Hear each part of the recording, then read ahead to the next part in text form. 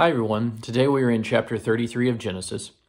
We pick up immediately after Jacob's preparations are made to meet Esau, and after Jacob's gifts have already been seen by him, and now they are approaching each other for the first time, since Jacob's deception of receiving Esau's birthright from their father Isaac.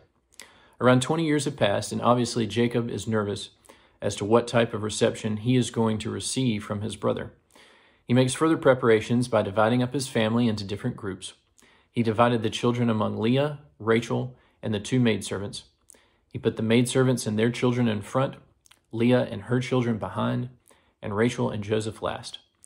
The order of the group shows that Jacob openly favored Rachel and her son Joseph, either due to the thought that he was saving the best of his family for last to meet Esau, or maybe the fact that if Esau did attack, then they would have the best chance of escaping. But before they get to Esau, Jacob displays a change of character and decides to lead the procession. Jacob had already sent over gifts and showed he didn't want to take anything materially from Esau. Now he bowed down and showed he was submitted to his brother and wanted no power over him. Surprisingly, Esau ran to meet him in an obvious sign that God had been at work.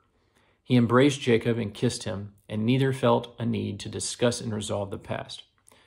Jacob introduces his family, and then there was the question from Esau of why all the gifts that were sent beforehand. Jacob's generous gifts confused him. He refused the gifts several times, but at the insistence of Jacob, finally accepted. The receiving of the gifts was as important to their reconciliation as Jacob's giving of the gifts. When Jacob gave, it was his way of saying to Esau that he was sorry, and when Esau accepted, it was his way of accepting Jacob and saying that he was forgiven.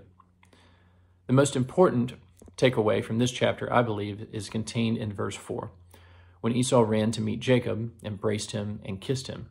I believe God wants to show us how he used the passage of time to change Esau's mind. He no longer wanted to kill Jacob, but instead forgave him and wanted to meet his family.